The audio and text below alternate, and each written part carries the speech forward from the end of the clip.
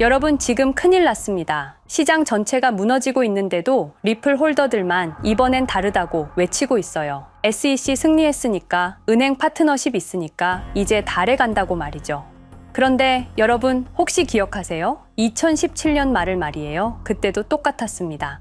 리플이 시가총액 3위까지 올라갔고 전 세계 은행들이 줄 서서 파트너십을 맺었어요. 모든 호재가 완벽했죠. 그런데 그 다음에 뭐가 일어났나요? 7년간의 지옥이 시작됐습니다. 리플은 90%가 넘게 폭락했고 가짜 암호화폐라는 낙인이 찍혔어요. 지금 시장 상황을 보세요. 비트코인도 이더리움도 모든 게 무너지고 있잖아요.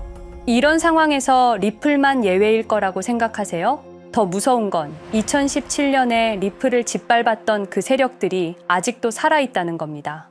그리고 지금 그들에게는 리플을 다시 공격할 완벽한 기회가 왔어요. 시장 전체가 패닉 상태니까 누가 뭘 해도 시장 탓으로 돌릴 수 있거든요. 여러분이 SEC가 승리했으니까 안전하다고 생각하는 동안 그들은 이미 다음 수를 준비하고 있을지도 모릅니다. 그렇다면 도대체 누가 그런 일을 하는 걸까요? 2004년 어느 가을날 페이팔이라는 작은 결제 회사가 15억 달러에 매각됩니다. 그때 돈을 받은 6명의 젊은이들이 있었어요. 일론 머스크, 피터 틸, 리드 호프만.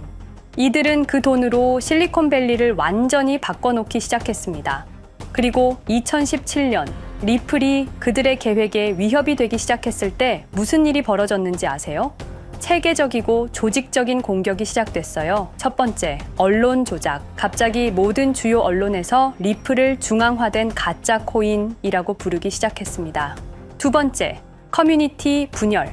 암호화폐 커뮤니티 내부에서 리플을 배척하는 분위기를 만들어냈어요. 세 번째, 거래소 압박. 주요 거래소들에게 압력을 넣어서 리플 거래를 제한하도록 했습니다. 그리고 마지막, SEC 소송. 2020년 12월 22일 결정타를 날린 거죠. 그런데 여기서 가장 소름 끼치는 부분이 있어요. SEC 발표 30분 전부터 이미 대량 매도가 시작됐다는 사실입니다. 누군가 미리 알고 있었다는 뜻이에요. 그리고 바로 그날 밤 비트코인이 사상 최고가를 기록했습니다. 모든 게 계획된 일이었어요. 지금 시장이 이렇게 무너지는 상황에서 과연 그들이 가만히 있을 것 같나요? 절대 아닙니다. 이런 혼란스러운 상황이야말로 그들에게는 완벽한 기회거든요. 리플을 다시 한번 짓밟을 수 있는. 그렇기 때문에 우리는 적을 정확히 알아야 합니다. 과거에 무슨 일이 일어났는지, 그들이 어떤 수법을 썼는지, 그리고 지금 어떤 계획을 세우고 있을지, 오늘 그 모든 진실을 여러분께 공개하겠습니다. 이번에는 절대 당하지 맙시다. 여러분, 리플이 과연 어디까지 오를 수 있을지 궁금하시죠? 오늘 제가 정말 충격적인 이야기를 해보겠습니다. 2020년 12월 22일 밤, 그날을 기억하십니까? XRP가 단 하루 만에 63% 폭락했습니다. 어떤 이들은 수천만 원의 자산이 증발했고, 어떤 이들은 하루아침에 수억을 잃었습니다. 처음엔 시장이 미친 거라고 생각했습니다. 변동성이라고, 조정이라고, 그렇게 믿었습니다. 하지만 이 사건을 5년간 추적한 결과 이건 어떤 이들의 치밀한 계획이었습니다. 리플 가격은 4년간 철저하게 짓눌려 있었습니다. 그리고 더 충격적인 건 2025년 8월 그 암살자가 다시 나타났다는 겁니다. 이번엔 더 큰 칼을 들고 더 강한 권력을 쥐고 더 야심찬 계획을 가지고 지금부터 제가 5년간 추적한 절대 공개되면 안 될 이야기를 시작하겠습니다. 먼저 타임라인부터 보시죠. 천천히 따라오십시오. 2020년 12월 22일 오후 9시 30분 SEC 의장 제이 클레이튼이 XRP 기소를 전격 발표합니다. 그의 임기 종료까지 남은 시간 단 12시간. 12월 23일 오전 9시 클레이튼 SEC 의장직에서 사임합니다. 여기까지는 그럴 수 있다고 칩시다. 임기 끝나고 퇴임하는 거 이상할 건 없죠. 그런데 12월 24일 크리스마스 이브 아침입니다. 퇴임한 지 단 하루 만에 클레이튼이 새 직장으로 옮겨갑니다. 월리버 에셋 매니지먼트 자문으로. 잠깐만요. 이 회사가 뭘 하는 곳인지 아십니까? 비트코인과 이더리움에 8천억 원을 투자한 회사. 그러니까 리플과 직접적인 경쟁을 하는 회사에 베팅을 한 겁니다. 다시 한번 정리하겠습니다. XRP를 기소하고 다음날 사임하고 그 다음날 리플의 경쟁사에 투자하는 회사로 갔습니다. 이게 정상입니까? 윤리적으로 문제는 없습니까? 법적으로 괜찮은 겁니까? 하지만 진짜 소름 끼치는 건 이제부터입니다. 블록체인은 모든 걸 기록합니다. 그리고 그 기록을 추적해 보니 기소 발표 18시간 전인 12월 22일 새벽 3시 누군가 움직이기 시작했습니다. 대량의 XRP가 조심스럽게 하지만 확실하게 매도되기 시작합니다. 뉴스가 나오기 전, 세상이 알기 전, 폭락이 시작되기 전 누군가는 이미 알고 있었습니다. 이 시점에서 저는 의문을 품었습니다. 대체 왜 하필 리플이었을까? 이 사건을 이해하려면 XRP가 단순한 암호화폐가 아니라는 걸 알아야 합니다. 지금 여러분이 해외로 송금한다고 가정해보죠. 한국에서 미국으로 1,000만 원을 보낸다면 스위프트라는 시스템을 거칩니다. 전 세계 200개국 11,000개 금융기관이 연결된 거대한 네트워크. 벨기에 브뤼셀에 본부가 있지만 실질적으로는 미국이 완전히 통제하고 있습니다. 얼마나 무서운 권력이냐면요. 2012년 이란 핵 제재 때 이란 은행들을 스위프트에서 퇴출시켰습니다. 그 결과 이란의 경제는 즉시 붕괴되었습니다. 2022년 러시아의 우크라이나 침공 후 러시아 주요 은행들을 스위프트에서 퇴출시켰습니다.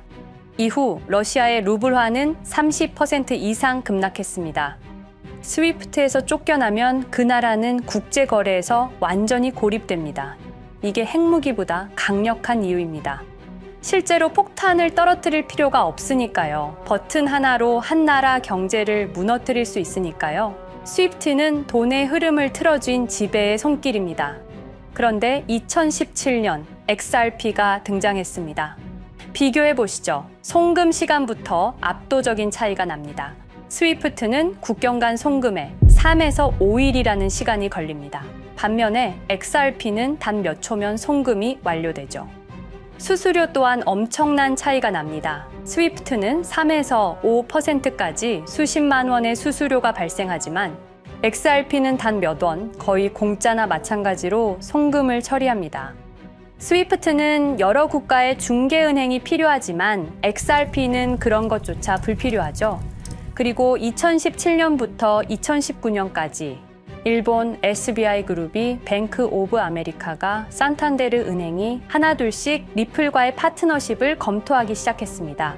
총 200개 이상의 금융기관, 연간 200조 원 규모의 국제 송금 시장에서 XRP가 스위프트를 완전히 대체할 수 있다는 게 증명되는 순간, 바로 그때 누군가에게는 절체절명의 위기가 된 겁니다. XRP는 단순한 암호화폐가 아니었습니다. XRP는 미국이 전 세계를 통제하는 금융 무기에 대한 직접적인 도전이었습니다. 그래서 저는 추적하기 시작했습니다. 누가 XRP를 제거하려 했나? 처음엔 당연히 정부를 의심했습니다. SEC니까요. 미국 정부 기관이니까요. 그 다음엔 월스트리트를 의심했습니다. 은행들이 위협을 느꼈을 거라고 생각했죠. 그런데 조사를 하면 할수록 이상했습니다. 모든 흔적이 전혀 예상치 못한 곳을 가리키고 있었습니다. 실리콘밸리, 뉴욕이 아니라 샌프란시스코, 월스트리트가 아니라 테크 기업들, 혁신과 자유의 상징이라던 바로 그곳 말입니다. 2002년 10월 3일로 돌아가 보겠습니다. 페이팔이 이베이에 15억 달러에 매각됩니다. 그날 50명의 직원이 퇴사합니다. 보통 회사라면 뿔뿔이 흩어지겠죠. 각자 길을 가고 연락도 끊기고, 그런데 이들은 달랐습니다. 그들은 네트워크를 만들었습니다. 서로의 회사에 투자하고 서로를 임원으로 영입하고 서로의 성공을 발판 삼아 더 크게 성장하고 20년이 지난 지금 그들이 창업하거나 투자한 기업들의 시가총액을 합치면 우리나라의 GDP보다 큽니다. 2007년 포춘지가 이들에게 특별한 이름을 붙였습니다. 페이팔 마피아. 당시엔 실리콘밸리 성공 신화로 보도됐죠. 아름다운 동료의 혁신가들의 연대, 그런 이야기들. 하지만 2025년 지금 우리는 다르게 보게 됩니다. 핵심 인물들을 하나씩 보시죠. 피터 틸, 1998년 페이팔 공동 창업, 2002년 억만장자 등극, 2003년 그는 새로운 게임을 시작합니다. 팔란티어, 9.11 테러 직후였습니다. 미국은 공포에 떨고 있었죠. 피터 틸이 말했습니다. 우리의 사기 탐지 기술을 국가안보에 사용할 수 있습니다. 그리고 CIA의 벤처 펀드 인큐텔로부터 투자를 받습니다. 20년 후 지금 FBI의 핵심 시스템도, CIA의 데이터 분석 시스템도, 국방부의 작전 시스템도, 국토안보부의 전산망까지도 미국 정부의 모든 데이터는 피터 틸의 회사를 거칩니다. 하지만 피터 틸의 진짜 권력은 정치에서 나옵니다. 2022년 JD 벤스라는 젊은 오하이오 출신 정치 신인이 상원 의원 선거에 출마합니다. 우리에게는 러스트벨트의 가난한 백인 집안 출신으로 알려져 있고 힐빌리의 노래의 저자로 유명세를 타기 시작했습니다. 피터 틸이 움직입니다. 1,500만 달러, 우리 돈으로 약 200억 원을 이 젊은이에게 쏟아붓습니다. 벤스 당선. 2024년 7월 플로리다 마러라고 피터 틸이 트럼프를 찾아갑니다.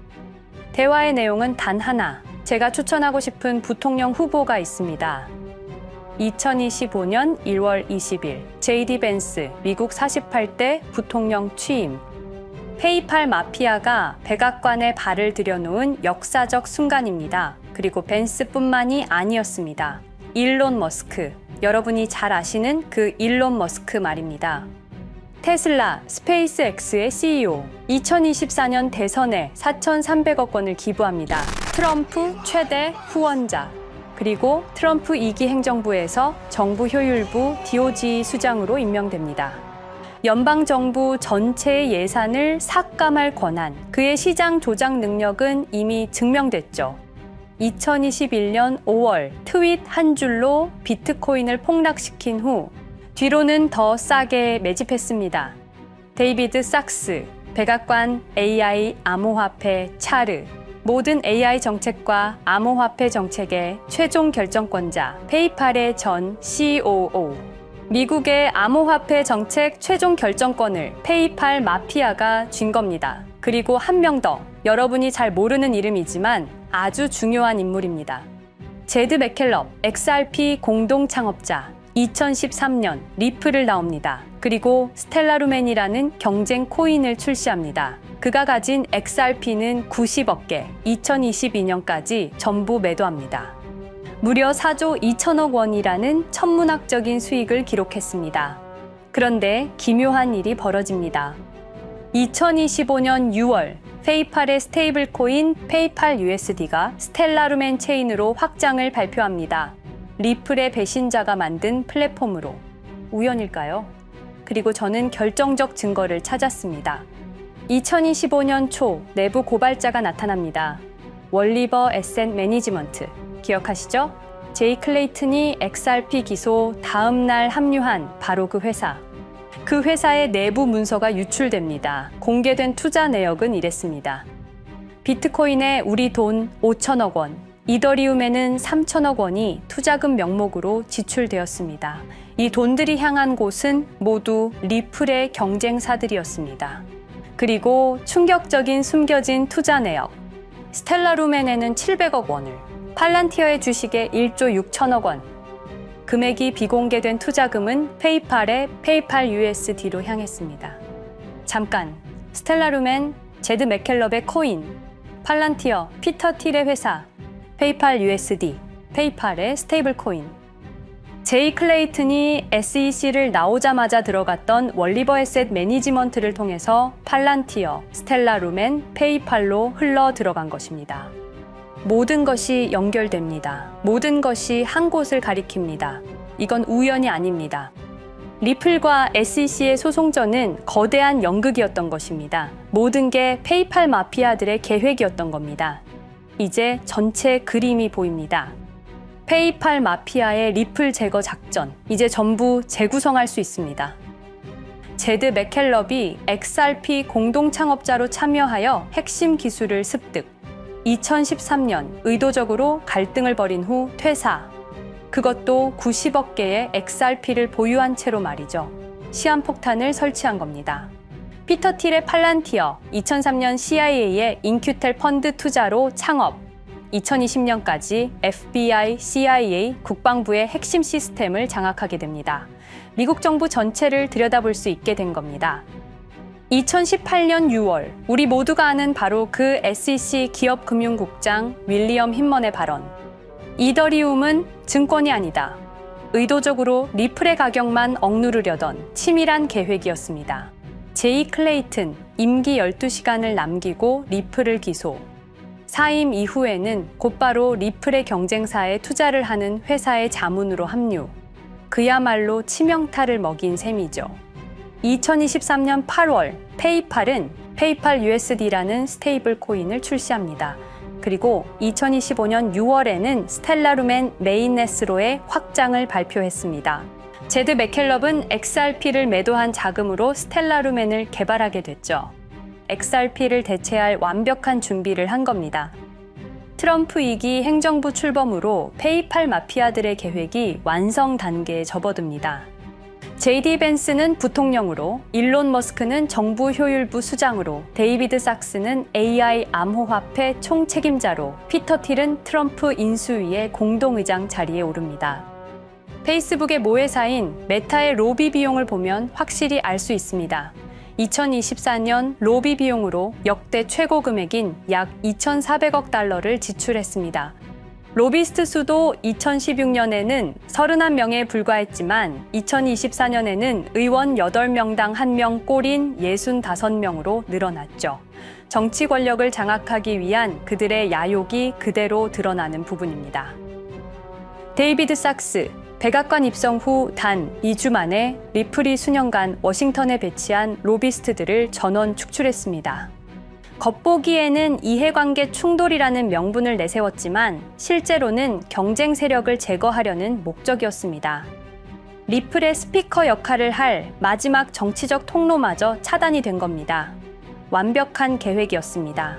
그런데 SEC와 리플의 소송전에서 그들이 예상치 못한 일이 벌어집니다. 2023년 7월 아날리사 토레스 판사의 판결. XRP 자체는 증권이 아니다. SEC는 즉시 항소했고 리플도 여기에 부분적으로 항소를 하게 되죠. 법정 공방은 끝이 어딘지도 모르게 이어졌습니다. 그리고 2025년 8월 놀랍게도 양측 모두 항소를 취하합니다. 5년 동안의 전쟁이 드디어 끝이 나게 된 순간이었습니다. 리플은 승리했습니다. XRP 가격은 무려 5,000원에 근접하게 상승했고 수많은 자산 운용사들의 XRP, ETF 신청 물결이 이어졌습니다. 그리고 리플은 히든로드를 12억 5천만 달러의 인수, 리플 프라임이라는 이름으로 새롭게 출범시켰습니다. 스테이블 코인 리플 USD는 출시 1년 만에 시가총액 10억 달러를 돌파하는 기염을 토합니다. 현재 리플의 기업 가치는 400억 달러 이상으로 평가받고 있습니다. XRP는 죽지 않았습니다. 5년 동안 억눌렸던 것이 폭발적으로 성장하기 시작합니다. 투자자들이 돌아오고 은행들이 재접촉하고 파트너십들이 재개되고 우리가 이긴 건가? 정의가 승리한 건가? 아니었습니다. 2025년 8월 18일 XRP 승리 발표 불과 10일 후 뉴스가 터집니다. 제이 클레이튼 맨해튼 연방검사로 정식 임명. 5년 전 XRP를 기소했던 바로 그 사람. 이번엔 연방검사로 돌아왔습니다. 월스트리트의 보안관이라 불리는 미국에서 가장 강력한 검사직. 형사 기소권, 월스트리트 전체 감시 권한, 금융범죄 수사 총괄. 더 큰 칼을 들고 돌아온 겁니다. 그리고 2025년 11월 트럼프 대통령의 발표. 제이 클레이튼을 앱스타인 사건 수사 책임자로 임명합니다. 잠깐, 왜 하필 클레이튼일까요? 왜 XRP 소송이 끝나자마자일까요? 왜 지금일까요? 그리고 그는 다음엔 누구를 조준할까요? 리플은 부활했습니다. 하지만 페이팔 마피아는 멈추지 않았습니다. 2025년 상반기, 이상한 패턴들이 포착되기 시작합니다. 일론 머스크의 행동이 변합니다. xAI에 추가 투자가 급증했고 테슬라 AI 개발에 급가속을 하기 시작했습니다. 그리고 이상하게도 특정 AI 기술에 대한 공격적 언급이 증가했습니다. 일론 머스크답지 않았습니다. 그리고 2025년 3월 한 AI 코인의 공식 계정이 일론 머스크의 X라는 플랫폼에서 갑자기 사라집니다. 노출 제한을 당했고 광고 계정들도 정지가 됐습니다. 특정 코인에 관련한 영상들이 전부 삭제되었습니다. 왜일까요? 이 코인에는 특징이 있습니다. 진짜 AGI 구현 가능한 탈중앙화, AI 네트워크로 평가받고 있는데 초당 수십억 단위의 연산 처리가 가능한 정도입니다. 수백만 개의 노드가 연결된 분산 뉴럴 네트워크, 이건 테슬라도 구현하지 못했습니다. 메타도 구현하지 못했습니다. 중앙화 시스템인 오픈AI가 꿈도 꿀 수 없는 것입니다. 이 코인만이 유일하게 성공했습니다. 그런데 시가총액은 테슬라의 500분의 1 수준에 머물고 있습니다. 질문 드리겠습니다. 이렇게 혁신적인 기술인데 왜 플랫폼에서 차단을 당하고 검색조차 되지 않으며 알고리즘에서 철저하게 배제당하고 가격은 또 왜 이렇게 낮은 걸까요? 답은 하나입니다. 그들이 지금 사고 있기 때문입니다. XRP 때와 똑같은 패턴입니다. 역사는 반복되고 있습니다. 그리고 지금도 머스크와 페이팔 마피아의 자금이 이 코인으로 조용히 흘러 들어가고 있습니다. 가격이 낮은 건 무가치해서가 아닙니다. 리플이 그랬던 것처럼 그들이 움직이고 있기 때문입니다. 저는 이 AI 코인의 정체를 여기 유튜브에서 공개하려 했습니다. 하지만 치명적인 문제가 있습니다. 유튜브, 2005년 페이팔에서 나온 3명의 남자가 만들었습니다. 체드 헐리, 스티브 첸, 자베드 카림. 여러분이 지금 보고 계시는 이 유튜브라는 플랫폼조차도 모두 페이팔 마피아 출신의 감시망 안에 있습니다. 그리고 X는 일론 머스크가 소유하고 있습니다. 페이스북은 피터 틸의 첫 외부 투자로 시작했습니다. 그들은 플랫폼을 소유하고 있습니다. 백악관도, SEC도, FBI, CIA 계약도, 주요 SNS 플랫폼도 모두 그들 손안에 있습니다. 이전에 제가 이 코인을 공개한 영상이 있었습니다. 그러나 그 영상은 바로 삭제됐고 채널도 정지됐습니다. 가이드라인 위반은 전혀 없었습니다. 그냥 사라졌습니다. 불편한 진실이 다뤄질 때마다 이런 일이 반복됐습니다. 하지만 한 가지는 분명합니다. 5년 전 XRP 투자자들은 속수무책이었습니다. 그런데 그들은 포기하지 않고 5년을 버텼습니다. XRP는 부활했고 포기하지 않는 사람들은 큰 수익을 얻었습니다. 그들은 우리가 잊었다고 생각합니다. 그들은 우리가 용서했다고 생각합니다. 그들은 우리가 포기했다고 생각합니다. 역사를 기억하는 자가 역사를 만듭니다. 자, 이제 질문하겠습니다. 역사는 지금 이 순간에도 반복되고 있습니다. 똑같은 패턴으로, 똑같은 방법으로 또다시 당할 수만은 없습니다. 그들에게 리플이 당했던 것과 똑같은 패턴으로 가격이 짓눌리고 있는 이 코인은 리플이 그랬던 것처럼 결국 모든 걸 이겨내고 상승할 수밖에 없을 것입니다. 그들의 계획을 미리 예측해서 우리가 조금이라도 더 빨리 움직인다면 우리는 도지코인, 시바이누를 초기에 매수했던 사람들처럼 상상할 수도 없는 수익을 올릴 수 있을지도 모릅니다. 저는 오늘 이 코인을 여러분께 공개하겠습니다.